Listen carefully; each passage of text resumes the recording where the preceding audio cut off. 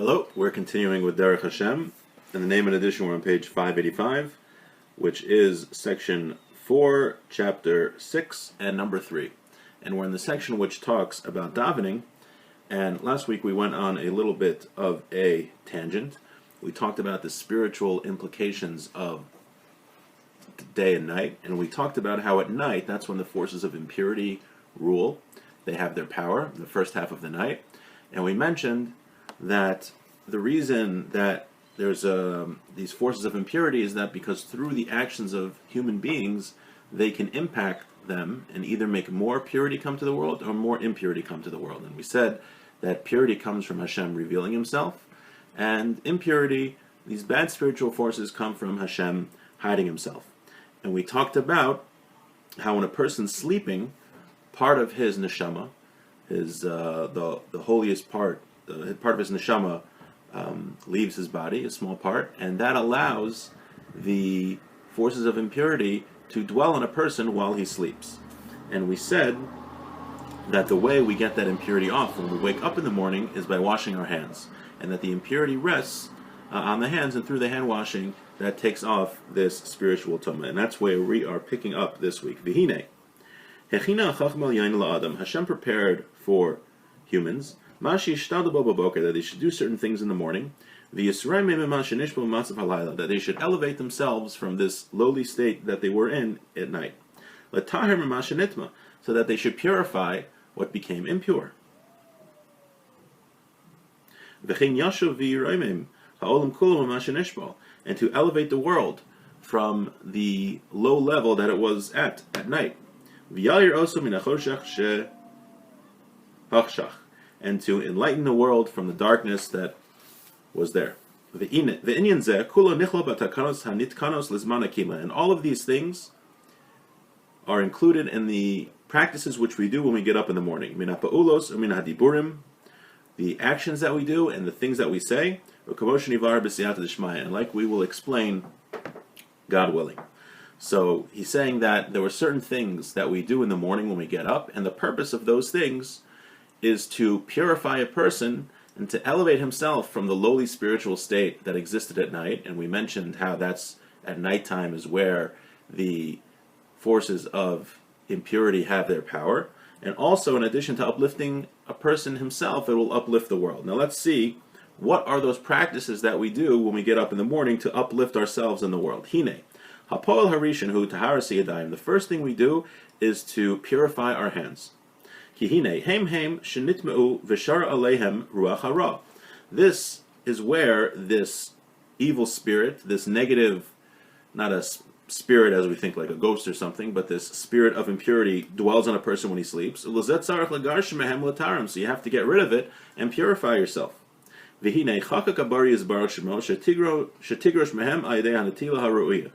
the way that Hashem sends away this evil spirit is by washing of the hands properly. Like our rabbis taught us.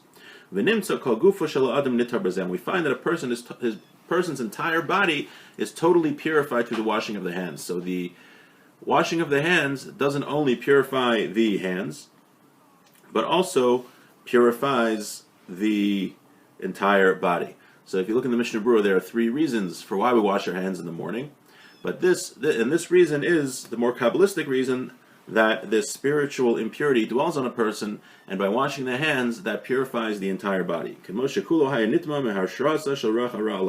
Because when this, at night, when a person was sleeping and part of his neshama was taken away, that we mentioned sleep is 1/60th of death, then the spirit of impurity dwelled on a person's hands, which really impurified his entire body. So by washing the hands, that purifies the entire body. And this action has the effect of rectifying the entire creation. To purify it from the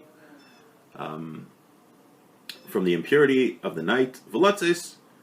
And to go out from its darkness. This included in this is a person cleaning himself by going to the restroom. That a person is totally purified, that a person is prepared to get close to his Creator. So that's the first thing we do when we get up in the morning, is washing of the hands, and that's in order to purify ourselves and purify the world from the spiritual impurity which dwelled on the evening.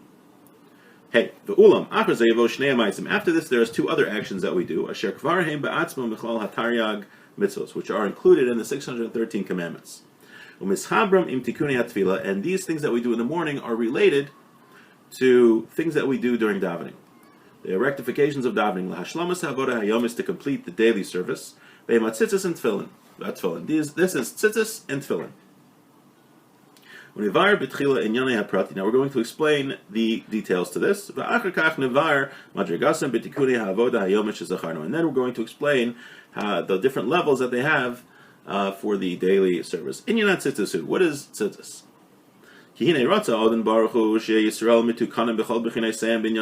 Hashem wanted that the Jewish people should have a rectification in every aspect of holiness. Hashem wanted that the Jewish people should have the opportunity for holiness in every single opportunity possible. Therefore, He gave them mitzvos, He gave them commandments in all that apply during all times, in all situations, in order that they should become rectified in all of them. Now, what is something that every human does? Is they wear clothes. So in order that the person's, even his clothes, should become rectified, Hashem commanded that a human being put on tzitzis, and therefore they will be rectified in holiness. And I hate to quote Fiddler on the Roof, but he says it's a tradition for everything: how to eat, how to sleep, how to work, even how to wear clothes. That's what Tevye says at the beginning. Now, it's not just the tradition, right? The whole Fiddler on the Roof kind of portrays tradition as something foolish, and it's just we do it because our forefathers do it. But what I never read the book, but what the movie portrays is it's a totally wrong perspective. We do have traditions for everything, but the traditions are really deeply rooted, as we're seeing in the Torah and what Hashem wants from us. Because Hashem, every mitzvah, every tradition, is not just a tradition that we do because our forefathers did it, but it's a mitzvah to do because Hashem gives us opportunities to become close to Him in every aspect of our life. It's really a beautiful thing. Why are there so many mitzvahs in the Torah? Why does God command us to do so many things? Because Hashem wants us to become close to Him, so He gives us so many opportunities. When we eat, right, we make blessings, we thank Hashem. There's a new book out from my yeshiva about the davening, the interpretation of prayer, and he writes about how every time we make a blessing, we talk about so many important ideas about the centrality of God in our lives, and how God, the purpose of life is to subjugate ourselves to Hashem. And we don't realize that brings upon us holiness, and we fulfill our entire purpose of creation. And we have so many opportunities when we eat. We make blessings, like I was saying, and so we're saying now, even when we wear clothes, we even sanctify the clothes that we wear by wearing tzitzis, which is a very beautiful thing. Okay. We said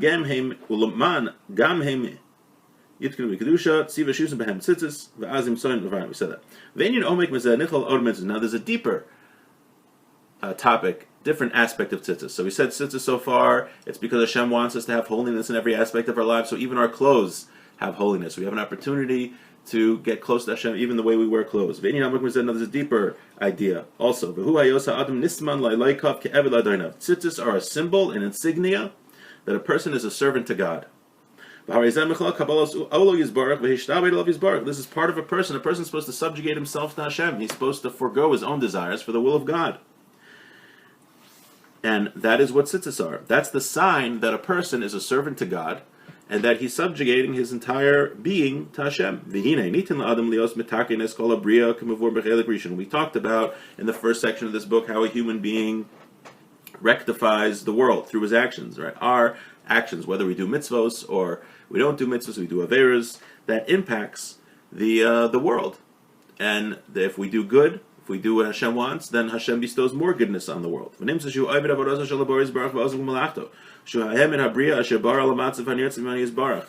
when we do mitzvos, and we subjugate ourselves to Hashem, the world will become the way that God wanted it to be. This comes through man's actions. That he should act according to the Torah and according to its commandments, the commandments that are upon him. The general principle of the service of God boils down to one fundamental principle: that a person is a servant to God. That a person has entrusted into him to rectify the creation, and that this should be successful, this action, and that a person should have his actions yield these results.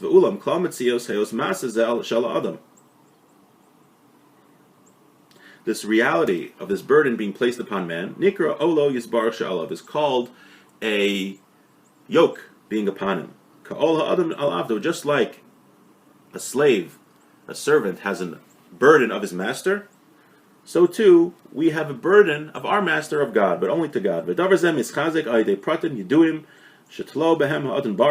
this thing is strengthened by different details, known details that Hashem made dependent on it.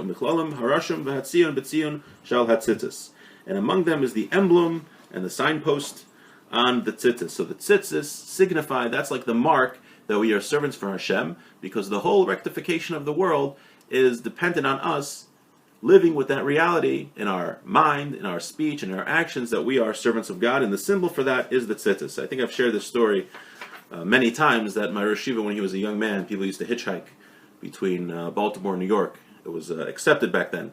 So a non-Jewish truck driver picked him up, and they were talking, and the truck driver asked him, what are those strings hanging from your shirt, out of your shirt? And he said, they're tzitzis, that show that we're slaves to God.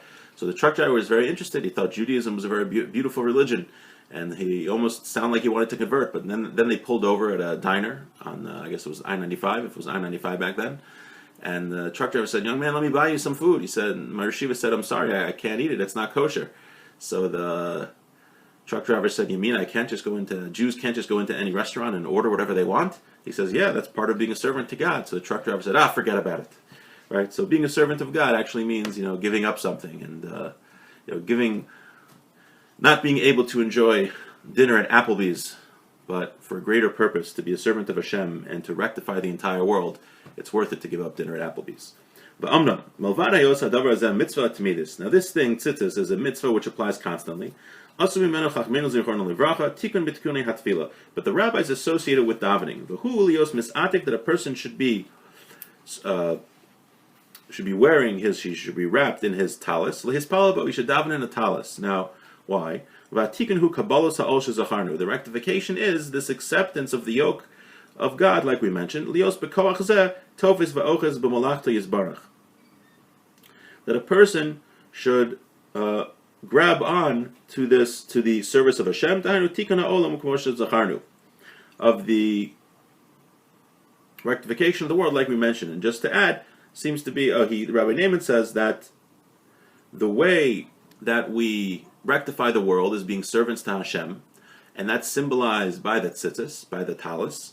And when we daven to Hashem, the proper way to daven to God is to come to Hashem like a servant from his master. So it makes a lot of sense that we wear the tzitzis when we daven. And we mentioned also how the way that a few weeks ago, the way we infuse the world with spirituality and bringing about that rectification is through prayer. And it's all related to the same idea that we recognize that Hashem is king and Kabbalah's al Malchus Shemayim, accepting the yoke of heaven, and that again is symbolized by the tzitzis. So we just learned about washing the hands and tzitzis, and how those actions that we do every morning bring spirituality to the world and purify the world from the impurity that existed at night. And next time, God willing, we will learn about tefillin. Have a beautiful day.